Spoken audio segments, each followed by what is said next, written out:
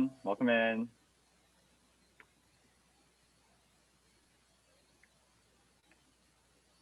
Welcome in. We're already joined by our guest speaker, which I'll introduce shortly, but I'll wait another maybe minute or two to let people flow in.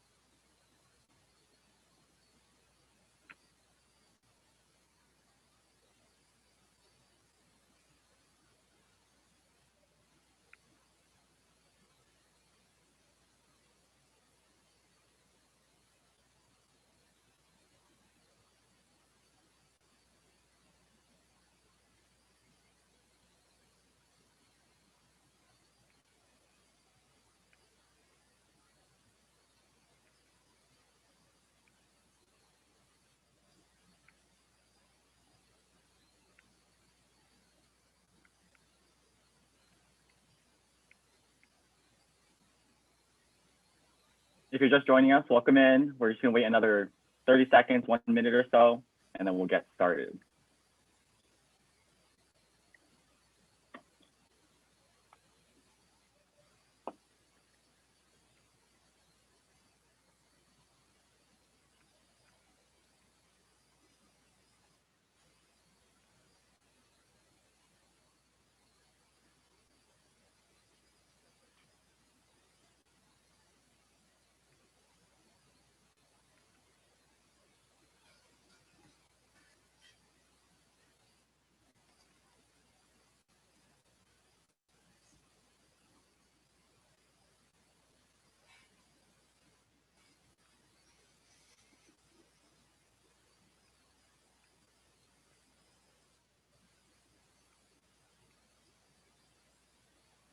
Okay, I think I'll get started now. I'll let, I guess, Cassie kind of take hold of the waiting room while I start introducing stuff.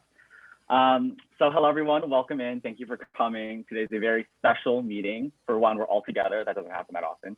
And we have a guest speaker, the first of this year, actually. And we know that we promised guest speakers, as like kind of a normal event. So sorry it took so long, but this is, I guess it was very much worth the wait because today we have a very special guest. And before I say his name, we discovered him through, or we guess learned lots and lots about him through Mrs. Buck's podcast, Go Green Radio, actually. You guys should be listening to that. He talked all about his book. He's an author, for one. Wrote a book called Building a Better World in Your Backyard. Talked all about, he's an expert in permaculture, horticulture, just sustainable agriculture in general. Has made his own eco scales, crazy innovations that I never heard of before. And yeah, we all have something to learn from him. So we're super happy he's here. Say hello to Mr. Paul Wheaton. Thank you for being here. Thank you for sparing your time to be here with us today. You can, say hello and tell us all that we want to say with your sharing screen stuff. Well, thanks for having me, and thanks for making me sound so cool. I already got, like, in my little chat box, there's a question there. Apparently it's just to me, and it doesn't say who it's from. It says, what is permaculture? Should I start there? Sounds like a good place to start. Okay, all right. So for every person that's bonkers about permaculture and you ask them this question, each of them is going to give you a different answer.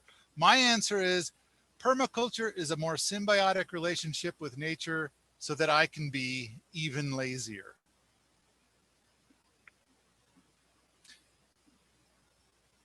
There you go. Now I'm ready for the next question, sir.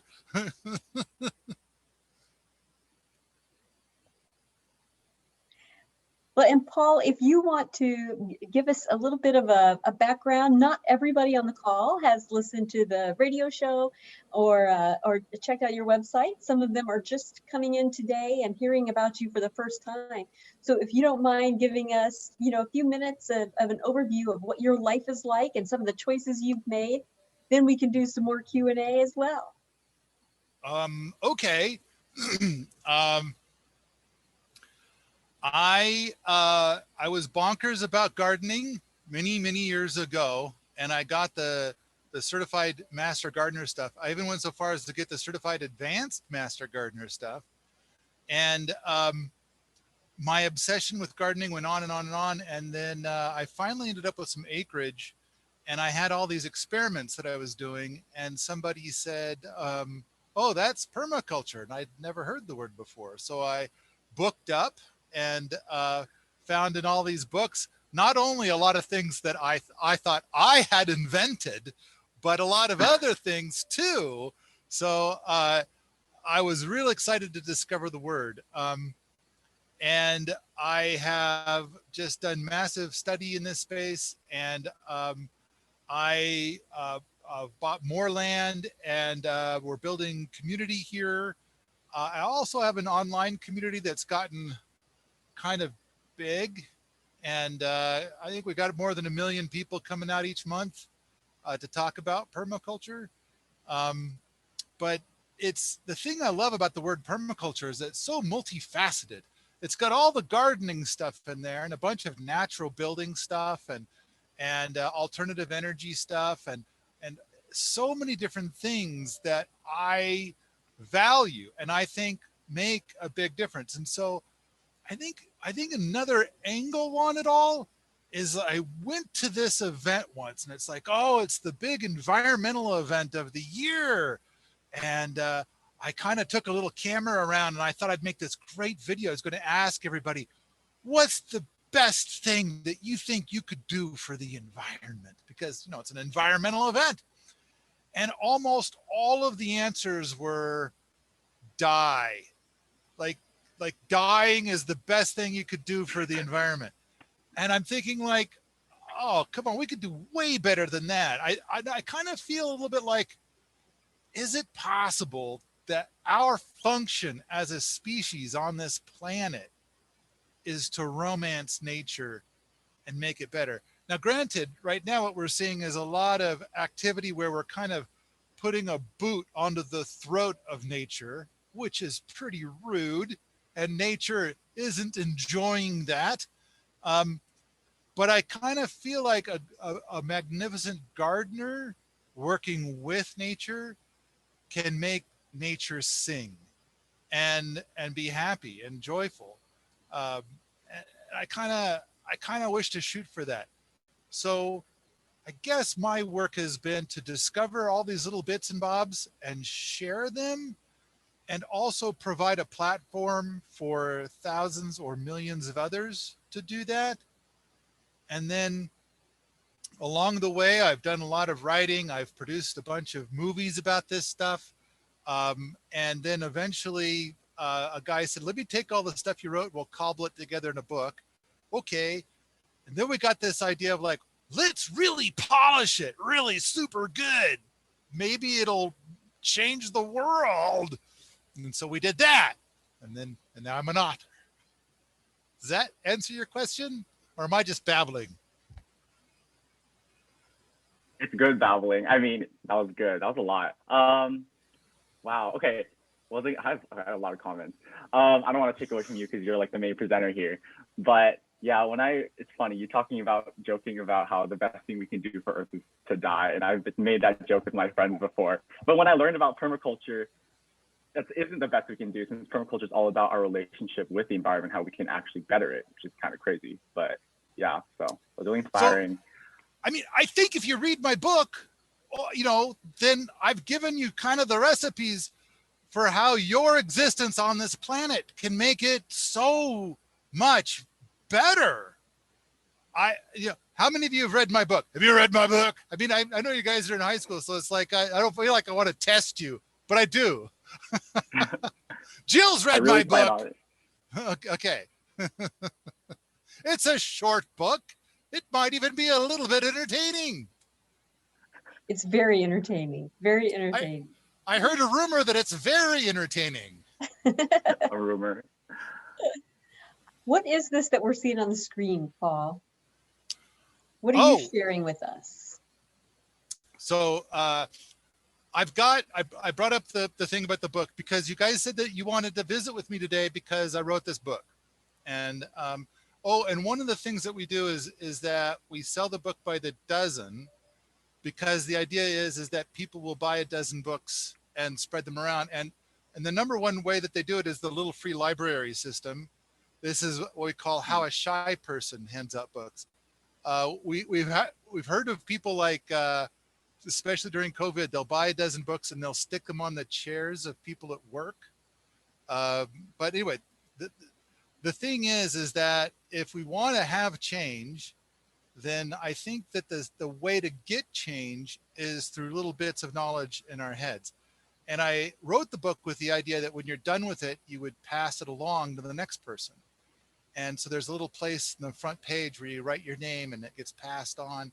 And the little free library system is really cool at helping to facilitate that if you don't know of who you might pass it on to. We sell a lot of books by the dozen. I just filled my house with 10,000 more books. And so, yeah, please buy the books so I can have my bedroom back. Thanks. I'm glad we had this chat. Oh my gosh, we have a guest speaker today. Oh, okay, yeah. I'm not sure what that was. Yeah. But yeah. It's exciting adventures with Zoom. That's what it is. Yes, sir. And yeah, my plan is that your book is the next book I'm going to read. And we'll definitely be sharing this link and all the other links, including the other resources we already sent out to the members. So you guys, after this meeting, look out for that. Yeah, is there anything else you want to share with us on your screen? You have a lot of links. So this is the big thing where when Jill contacted me and she says that a bunch of high school students want to talk to me, I said, oh, and I want to talk to them. And I said, so we've developed this new thing, and it's like, this has been like 5 years in the making. And right now we've got about 100 people that are active and helping to kind of get it beaten into shape. And we are super close to having it all done. But basically we've got this umbrella, and it kind of all starts with how about 6 years ago, a friend of mine who is an old geezer, and he developed a natural building technique that is rather genius. But he lives about 3 hours away from me, and he would call me like every other month to say, I need you to send me somebody worthy to will my land to them. I need them to come here, and I need to look at them being worthy. And if they're worthy, I'm gonna set up a will and everything, and they get it all when I die, because, like, you know, I'm old. And so we had this conversation every 2 months. But the weird thing is I've talked to probably a dozen people that have land and they want to will it to somebody, but they just need to know that they're not going to just turn around and sell it. You know, the only thing that they ask for is that the land is going to continue to be cool and used for something, you know, used for something that Mother Nature intended. And so not turned into a strip mall or some kind of development or something like that. Something amazing and cool.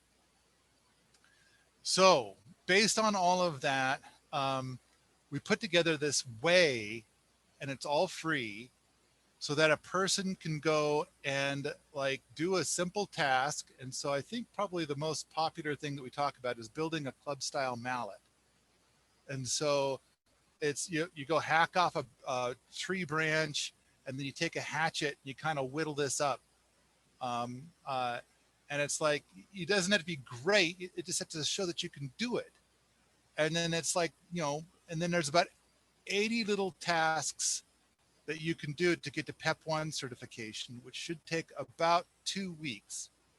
And then to get to PEP 2 certification is 3 months. PEP 3 is another year. And then PEP 4 takes another 2.5 years. And so we are kind of offering this up as an alternative to college. And so we're calling it SKIP, for Skills to Inherit Property, but also skip because you can skip the rat race. Like right now, you guys are probably thinking about like, maybe I should go to college and stuff. And that's a big debt to take on. And it's kind of like, is it really give you what you want? You've learned some stuff that can be applied to a future job. And then it's like, you got to start out at ground level, and then you're there for 40 years until you can retire. And it's possible that what you wish to retire to, you could have inherited decades earlier and skipped all of that stuff, all of that debt and all of those things. So, because that's another thing too, I'm getting a lot of questions from people that are 17 or 18 and they're kind of like, should I go? Should I go to college? Should I do this? Should I make this leap? And it's like, I don't have a clear answer, although I do have a clearer alternative now. And I don't know, I kind of feel like this is different. It's new. It's taking advantage of what the internet is right now so that we can make it free. So this is the new thing. This is the other thing I wanted you to, I mean, we could talk about the other stuff, the stuff from the book, like, you know, how do I reduce my personal carbon footprint? Glad to have that conversation. But if you want to talk about Skip and Pep, I'm glad to do that. We love to talk about all of it. And when I was reading this and seeing, you know, how it's for high schools and stuff, the way I interpreted it was like permaculture. You don't have to be like a farmer to just like embrace things like permaculture and all of the different tactics. You can be someone like me who just wants to learn how to, you know, whittle a mallet, whittle a spoon, and just take it step by step and integrate it into my life somehow. You know, you don't have to be all in. I mean, that's great. Obviously, it's incredible. But, you know, as if we all do what we can, it sounds like it's something that we can work on together step by step. So I thought it's something really cool to share with the other members here. Something that we could do together. We make videos, so it'd be cool if we could all, like, you know, share or document our own, like, you know, path and experience kind of doing these things that you have on your forum. So yeah, I think you have a lot more pictures to share. Well, I tried to pick out a few of the BBs. That's what we call each of these little things. So you do the thing and you take some pictures of you doing it, and then you post the pictures and say, I did the thing. And then you get certified for that BB. And then it's kind of like, in order to be able to get the sand badge, you need, like, for most things, about 5 BBs. And then in order to get PEP 1 certified, you need 16 sand badges. And so there's, you know, 22 different aspects. So you pick your favorite 16 out of those 22. We're currently almost done with PEA, and this is a permaculture experience for anybody. And so we're putting a sharp focus on how everything in P needs to be something you can do in a very limited apartment. Like, what's the most limited apartment scenario? And we're making sure that everything will work with that. So then, but the big thing is that we kind of believe at this point in time, we're pretty confident that the first person to get PEP 2 certified is probably going to be given several opportunities, maybe even a dozen opportunities to inherit land. And there's not only inherit land, it's not the only thing that happens. I mean, like, when you go to college, there's a lot of other benefits that you get from going to college. Just the same thing with PEP and Skip is that there's a lot of other benefits that you get from doing all of these BBs. But if you get, like, PEP 1 or PEP 2 certified, there's a lot of people that want to talk to you. They want to talk to you about, or they want to talk to you as a consultant. They want to offer things to you. And they'd like to work with you because you've, you know, demonstrated that you can do some basic things. All this sounds super cool, and we're going to, okay, so I mean, the plan is we do a lot of activities here. So we would love to integrate all of this stuff that you have on your forum and all about PEP and Skip into the activities we do. So yeah, thank you so much for sharing. We'll send out to everyone else, we'll send out the links to all of these alongside the ones we already have. So yeah, look out for that. And is there anything else you want to talk about, Mr. Wheaton, about PEP or Skip, or do you want to hop on to other questions and stuff? I kind of am hoping that you guys have looked it over a bit, and and you've got some questions, you've got some feedback for me. I mean, we have probably about 5,000 hours of effort put into this whole program. And I gotta say, putting together a curriculum is really hard. It's amazing how it's like we've got like 3 or 4 lines of curriculum and we'll spend 4 hours debating, you know, the every word of it. It's like to get it just right. So I'm hoping you guys have spent some time cruising through it a little bit and you've got some feedback for me. Oh, we have. And I think we like documented it on something where we have it all, right, Mrs. Buck?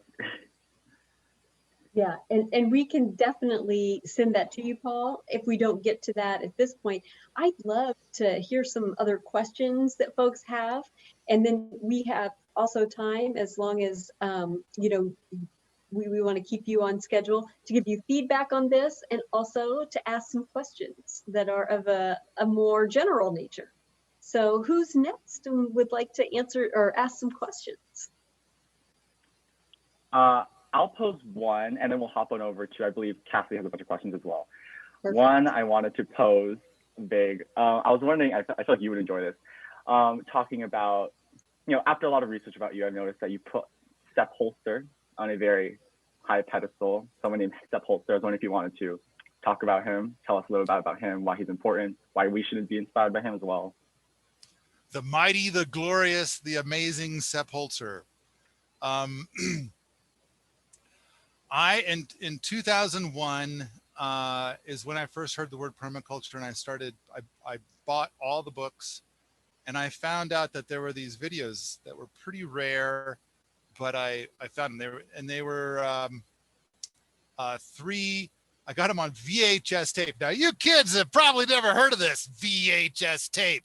It goes back a ways, but I got the 3 VHS tape set.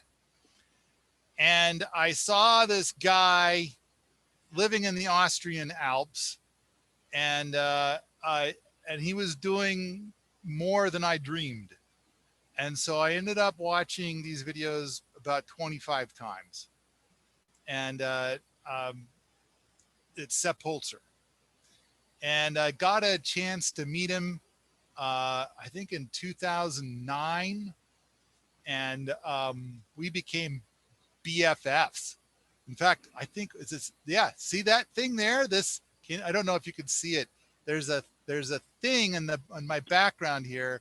It's an award from Sepp. So Sepp Holzer is raising an immense amount of food without irrigation and without fertilization. And he's got a lot of stuff that will reseed itself and a lot of perennials. He believes strongly in polycultures. So he's doing the things that we all talk about doing on a very large scale. There's been documentation that's proved that if we used Sepp Holzer's techniques across the globe on the land that's currently being used as farmland, that we could grow enough food for 21 billion people. So there's a lot of concern about whether we can, if our population continues to grow, whether or not we can feed those people. And the answer is, yeah, no problem, no worries. There's a lot of areas where people are starving, and Sepp has gone in and helped them build systems that pump out food like weeds. I mean, basically, that's a really good way of looking at it. When you walk down a street, you will see things growing and they will be not necessarily edible. You'll see a lot of plant life, but you're not thinking, look at that, I want to put that on my pizza. And so it's kind of like, wouldn't it be cool if there was stuff growing where you would say, look at that, I'm going to put that on my pizza. And it's like, what kind of pizza is that? I call it weed pizza. Not the kind of weed pizza you might be thinking about. It's totally different than that. What did I just step in? What's that on my foot? Okay. So I think that the idea is like, how do you get the things that you eat to grow like weeds do? I mean, the weeds, they don't have anybody over there irrigating them. They don't have anybody fertilizing them. The weeds are doing great.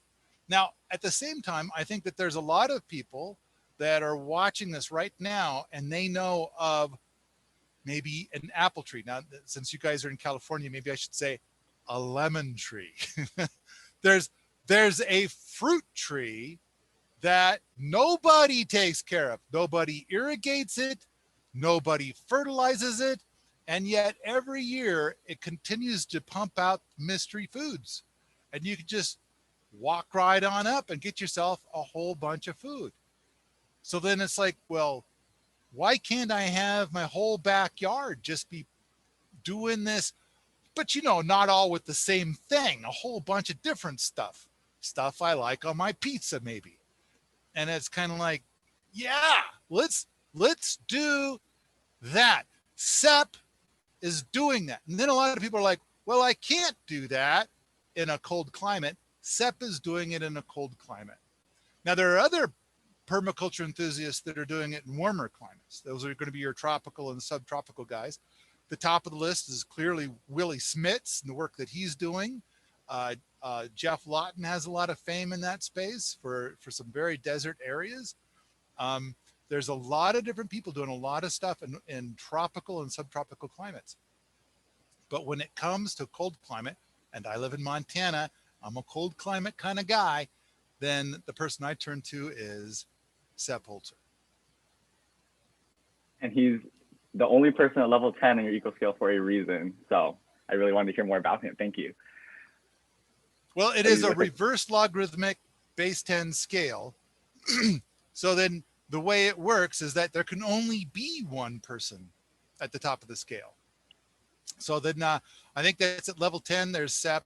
And then at level 9, there's 10 people. And at level 8, there's 100 people.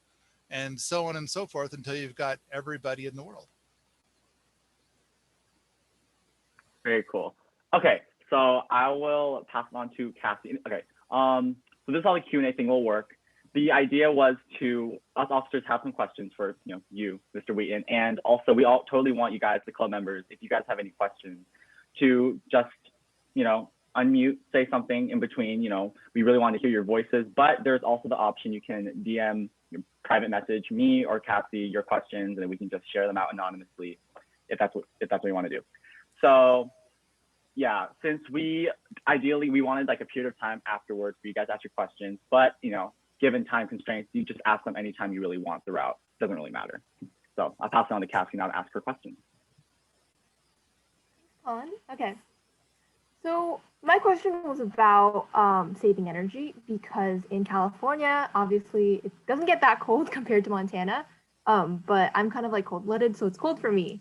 And so I always have like my heater on the ground, and I was watching your TED talk about how that's obviously really inefficient because it kind of just like scalds your feet and the rest of your body is still like frozen like an ice block. So how would you recommend really saving energy? Okay, I'm going to go so chances are that that I'm going to guess that you are a high school student, and that with that package comes parental units always keeping you down. And so then if you're like, Mom, Dad, I'm going to build a rocket mass heater in the living room, they're going to be, no, you're not. So then it's kind of like, all right. Plan B. And it's like, what can I do that's going to be like, it'll go with the flow of this. No, you can't build a rocket mass heater in the living room thing. And it's kind of like, I think in that TED talk that I gave, I mentioned something where there was a dog bed heater at the feet. So I had my lab rat there at my that was my desk, but my lab rat, and so she was dressed normally, and at her feet was a dog bed heater, which uses about 15 watts, and above her head was a swinging arm lamp. No, wait, it was a chicken brooder lamp, and it had a 40-watt light bulb in it. And then in that particular picture scenario, She had, there was a heated keyboard and a heated mouse. And so total energy usage was 85 watts, I believe. No, 82.5 watts. And then the heater that's at your shins, generally those are 1500 watts, although you can get some that are a little lower, like 500 or 750 watts. But even if you went down to 500 watts, your shins still cook while the rest of your body freezes. And so these micro heaters with 82.5 watts makes it so that you feel quite warm, even toasty, but you're using a fraction of the energy. But there's more. And that is that, like, if you fire all that up and you're sitting there at your desk and you're getting your stuff done, after a while, you're going to be like, oh man, this is a little too hot. I'm getting kind of sweaty here. I need to turn down the thermostat, maybe just in my room, maybe in the whole house. Now, the amazing thing is that when you do that, then that's where you really start to see savings.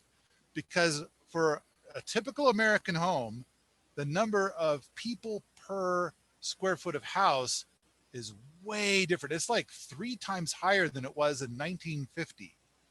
And so there's all these rooms and all this real estate in the house where you are trying to heat all of that, but there's nobody there to appreciate the heat. And so with the micro heater, you're feeling very warm in your little heat bubble, and you can turn the thermostat in the house down. And on that particular example, we turned it down to 50 for the whole house, and she felt like it was 70 or 75. So that's a lot of savings. So in California, I know that I did a contract in San Diego once, and it got down to like 45 degrees or something, and it seemed like everybody was going out of their mind with the cold. I thought that was kind of funny, being a guy from Montana.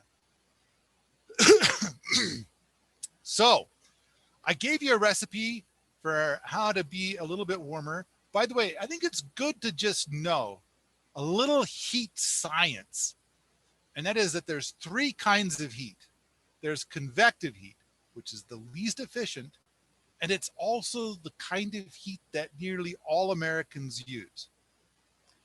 And then there's conductive heat, which is the most efficient. Now, convective is where you heat the air and the air heats you. That's the least efficient. Conductive is where there's something that's warm and you touch it. That's the most efficient. And in between the two is radiant heat. And that's where there's a heat source and you have line of sight with it, and you can feel the heat on the part of you that is facing the heat source. So if you've got multiple radiant heat sources, they will keep you warmer than if you're trying to heat the air and the air heats you. A little bit of science. And it's like the number 1 carbon footprint thing in the United States is how we use our heat at home. Now, this opens up a whole different topic where when I try to talk about carbon footprint and our personal carbon footprint, taking personal responsibility for our carbon footprint, a lot of people argue that this is like the worst thing that an American can do is take responsibility for their own carbon footprint, because we need to focus on punishing the bad guys, on how we can regulate them into doing things our way. But the thing is that the only reason that there are bad guys is we keep giving them money. If we took away their money, they would shrivel up and blow away. So I kind of think that to those people that make that kind of statement, I would say, why not do both? Now, my book is about building a better world in your backyard instead of being angry at bad guys. So I still think that if people want to do both, that's cool. But I think that a majority of the population, they don't want to be angry at bad guys. And the people who make it their all day thing to be angry at bad guys, They want everybody to be angry at the bad guys. And I don't know about all of you, but I'm tired of being angry at the bad guys. I would kind of rather just stop giving the bad guys money.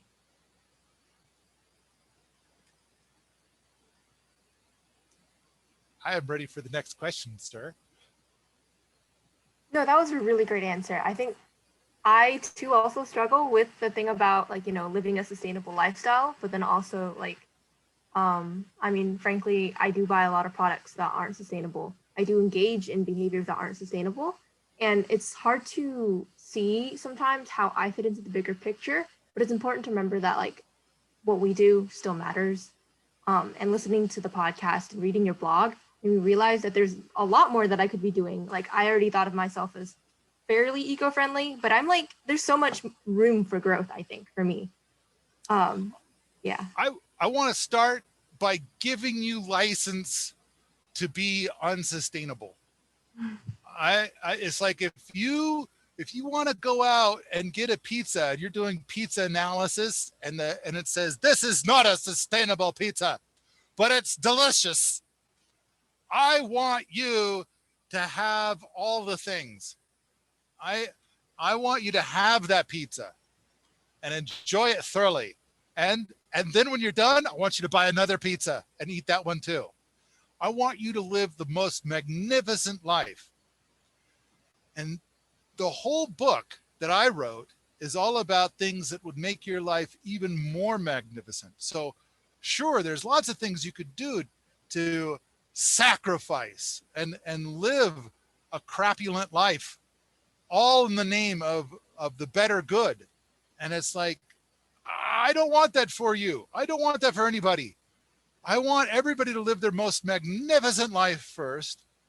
And along the way, could I make a couple of suggestions so that you might have an even more magnificent life than plan A that is also just so happens to be, as luck should turn out, extra sustainable. That sounds Now, good. If I think my book has full. So Jill, you have read all of my book. Mhm. Is there anything in there that sounds like sacrifice? No, not at all. I mean, okay, maybe one thing, Paul, if I'm being honest, Okay, be honest. Bring it to me. the poolless hair. Okay, the poolless hair. Okay. Tell them what the poolless hair thing is. Okay. So I wish I made up this word because it's a beautiful word. It's a magnificent, glorious word. So the idea is, I mean, first when you hear this word poolless, it's like, okay, I want you to go poolless. It sounds like you might gain a lot of weight. But it's actually about to cut back on the soap and shampoo that you use in the shower. And when I say cut back, I mean cut out. Like there's zero, there's none. Still, shower and bathe just as much as ever. But it turns out that 99% or more of your body funk is entirely water soluble. But wait, there's more. When you travel this path, for most people, they report that they are now less stinky and their hair is more luxuriant than ever. All right, Jill, you're saying sacrifice. Tell me more. Well, I have yet to try it, but I do believe you. And it's simple. Actually, COVID would be the perfect time to try and go poolless. Yes. So maybe I will. But you know what? I know that you guys have a bunch of questions. So let's fire them off, guys. What? Wait. You said this was sacrifice. I'm saying you're adding luxuriance. Now, one of the things that happens, I mean, granted, you're going to save a lot of hot water. You're going to no longer spend money on the shampoos. You're not putting toxic gick on your body anymore. I mean, these are all environmental perks. These are all small things that you can do for the environment. I mean, the hot water thing is a big one. It actually saves a lot of hot water. So then the perks are there, but you're saying, I don't know, this sounds like sacrifice. Well, one thing is the typical American shower is 7.5 minutes long. But when you go with poolless, generally somewhere between a minute and a minute and a half, You get bored. There's nothing left to do in there. Therefore, mathematically, I just gave every high school kid in the world an extra 6 minutes to sleep in. That's luxury. That's so true. Drop the mic. Drop the mic. All right, who's got the next question, guys? I do. Yeah. Oh, yeah, go for it. Yeah, because I mean, Mr. Wheaton already answered a lot of it, but I just wanted to like kind of ask, because I'm really interested in it, is the idea of sacrifice. Even before you started talking about it, I wrote that question, like kind of the idea of permaculture and also lifestyle changes, how we can be more environmentally sustainable while improving our lifestyle, rather than seeing it as like a burden or a necessary evil, or like to like kind of further the good of society. Are there any other examples other than like poo-less lifestyle like you could offer us like as like ways to improve our lifestyle while being more environmentally sustainable? I kind of feel like okay, let's talk about the pizza box. I'm going to encourage you to eat a lot of pizza. I think pizza is great. I want everybody to eat plenty of pizza. I want a life rich in pizza. But you get the pizza box, and now it's got, you know, foodie bits on it, and then the recycling people don't want it because of the foodie bits. And you're like, but it's cardboard. And they're like, we know, but it's got foodie bits, and that doesn't go in our cardboard recycling program. So you got to put it in the garbage. And that's kind of like, wait, I don't want to put stuff in there. All right, so here's the challenge. What do we do with this pizza box? What can we do? Now, one thing that's a little simpler is, of course, I advocate a rocket mass heater. So this is a way for us in Montana and those of us in a cold climate to basically have oodles and oodles and oodles of luxuriant heat for free. It's a wood burning device. It heats your home with 1/10 the wood of a conventional wood stove, and the exhaust is steam and carbon dioxide. The carbon footprint for a rocket mass heater is about, I think it's about 2% that of electric heat. Maybe it's 1 to 2%. And I think it's like 2 to 3% that of natural gas heat. But it's a wood burning device, so it helps to start it with paper or cardboard, and it will accept pizza boxes. Now, I want to go one step past that. So first of all, I'm thinking you're all oohing and ahhing at how brilliant and magnificent I am, and like, man, that is great. That was gold right there. But there's more. I'm going to go farther. I'm going to take you. What if you had oodles and oodles of magnificent pizza, but there is no pizza box? It's as if there's somebody in your house making magnificent pizza. And it's like, well, who is this mysterious person? Well, some of you are probably like, that's my mom, or that's my dad. But it's like, as in adulthood, we don't get that option anymore. We left those people behind. Get away from us. You guys are crazy. Like that. That's how we did it. Some people don't, but that's another story. This is our American culture.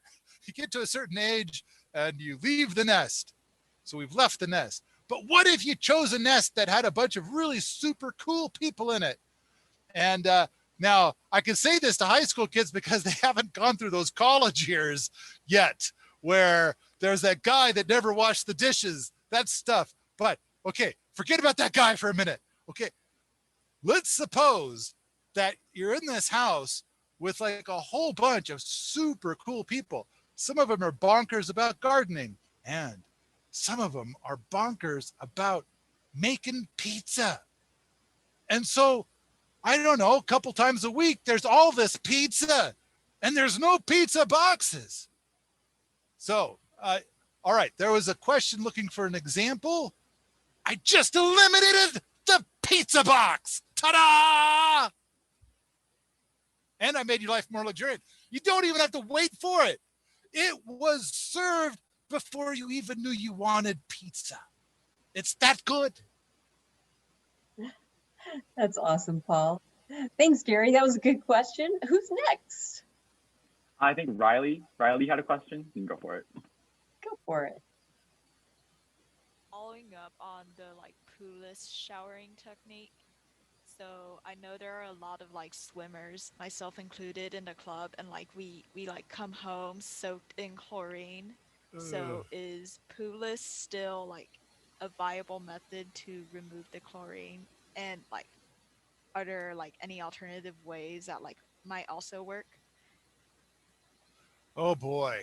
All right. So you're going and you're swimming in poison every day, and it's like, and you're asking the question like, can I rinse it off, or do I need like more toxic yick to take the first toxic yick off? I mean, the reason why they use chlorine is that it's a general poison, and they put it into a certain amount so that you don't die, but all the little creepy crawlies that want to, make their home be a bunch of standing water, they will die. I mean, I, what I want is I want to come up with a natural swimming area that does not use chlorine, and I can talk about that. In fact, I do talk about it in my book. But as far as whether you have to have shampoo to get the chlorine out, I'm afraid I don't know that.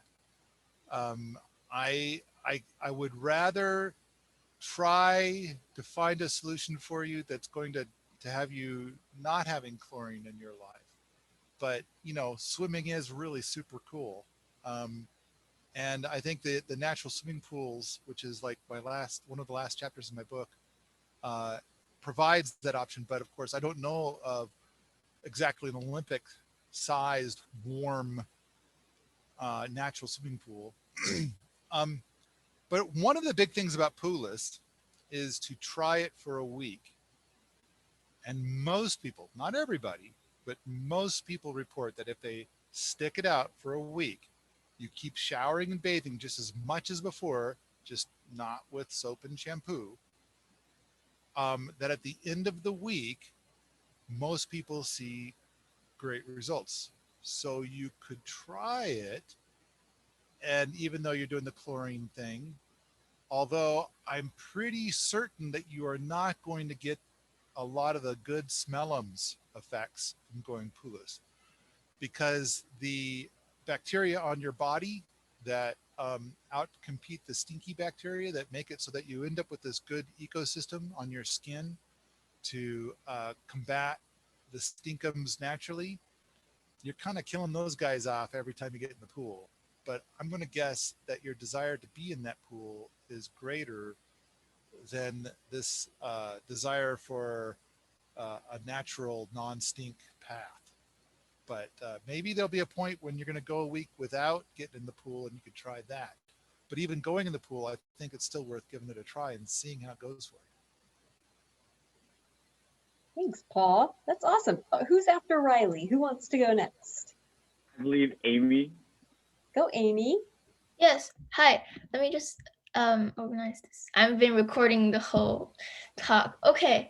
Mr. Wheaton, I know that this environmental effort is a combined effort from people from many different fields and professions. And putting this permaculture community into a bigger context, I'm wondering what other professions and people who you talk to maybe daily, or where do you get inspiration for your projects? Who do you converse with to get more interesting ideas? Well, and so you're thinking of like, what would be a profession where I talk to people of that profession regularly to move my stuff forward more. Yeah, exactly.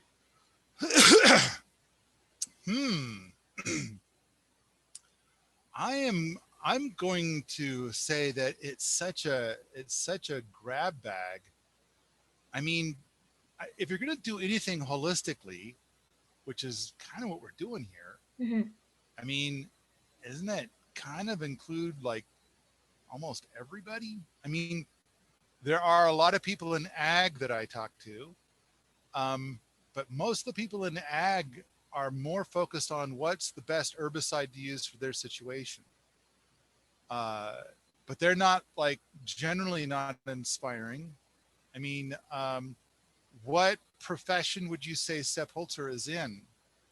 My guess is that the answer is, I don't know. I mean, if I don't have an answer, I don't know either. It's like, I would have to say, what profession, what was Da Vinci's profession? Geniusing? I mean, Da Vinci he invented a lot of stuff, and he was a painter, a sculptor. I mean, he did a lot of different things. Mhm. What is his profession? Right. I think the people that I tend to talk to are the people that are working on placing many of these components together holistically.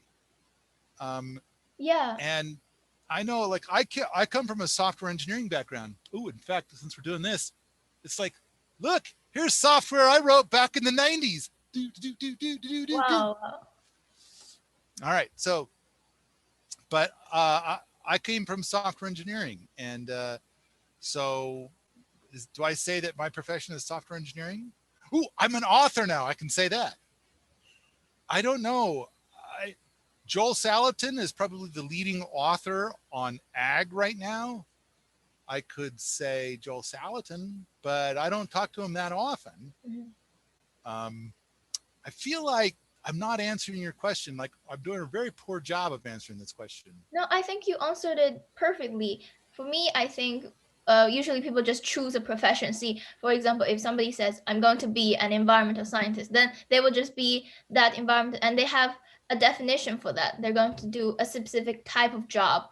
And then there's people who say, I will be a landscape architect, and they will do that. They will do urban planning. They will do design buildings that are sustainable, and perhaps they will look at solar panels and a lot of other installations for the building. But really, we don't have to limit ourselves to that. We have to, I feel like for any profession, because we all have a common goal, and that is to make Earth and make living more sustainable without sacrificing anything, without doing something, forcing ourselves to do something impossible. So just changing the culture, making it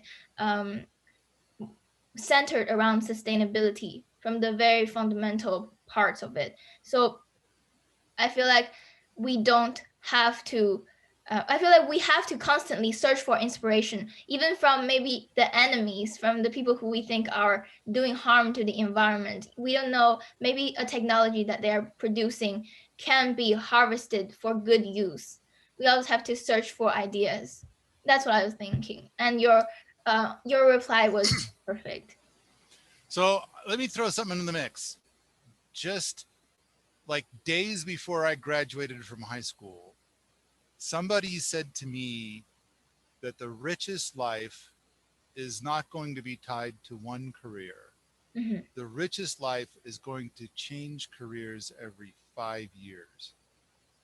So I have not changed careers every 5 years, but I have changed my career a few times.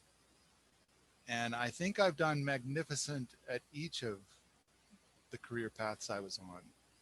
And that led to a very rich life. Mhm.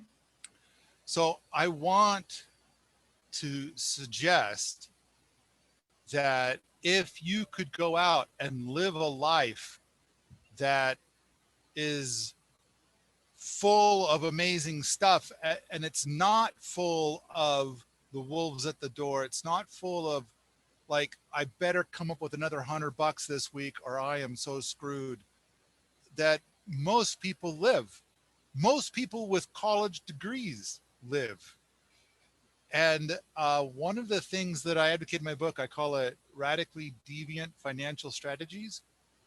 And it is something that a high school person could start. Mhm. And the idea is to build what's called passive income or residual income. And the way that you do it is, at least the way that I did it was, I gave a lot of stuff away for free. And then at some point in my life, somebody said, you know, that thing out there that everybody loves and you've got like 1 million people looking at it, you could stick like a little ad on it, or you could stick a little this thing or that thing on it, and then you'd be making like $50 a month. And it's like, oh, okay. So I did some of that. Next thing you know, all of my income streams add up to more than my monthly expenses. I can go do anything I want now. I don't ever have to like try to get some money in to pay the mortgage or anything like that. So imagine what your life could be if you had that now. With passive or residual income streams, that money keeps coming in month after month after month, even if you don't do anything. And it's kind of like, doesn't that seem like a smart thing? I mean, there's a bunch of people that have taken these words and they've tried to turn it into something else, which I don't understand. But the thing is like right now I have like a lot of money coming in each month and I don't really have to do anything. I mean, I didn't have to come here for this thing today. I did it because I thought it'd be cool. There's a picture of my book. I don't have to do anything to sell the book. When people buy the book, other people take care of all that stuff and I get a bunch of money each month. And, you know, same thing with all my other stuff. I've got lots of stuff. I see. It's like, I wish to give you the freedom from having to make some sort of career choice now when you're just getting started in adulthood. And it's like when you get, it's like the people, I'm sure you've heard of people where they go to college and they're going to get a degree in biology.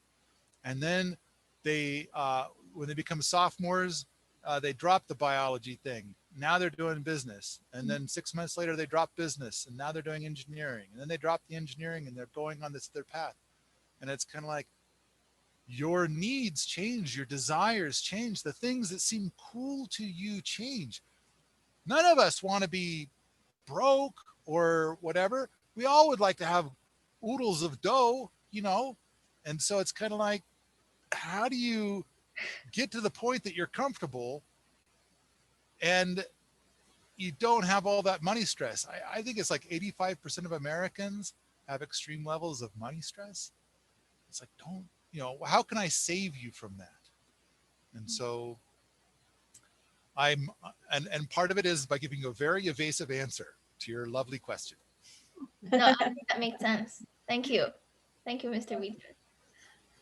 Paul, I love this. And I think, you know, you expand our thinking in many ways. And we need to have a lot more of that kind of disruptive, you know, moments of reflection that help us think outside the box that we're brought up on sometimes. And so there's lots of ways to accomplish our dreams.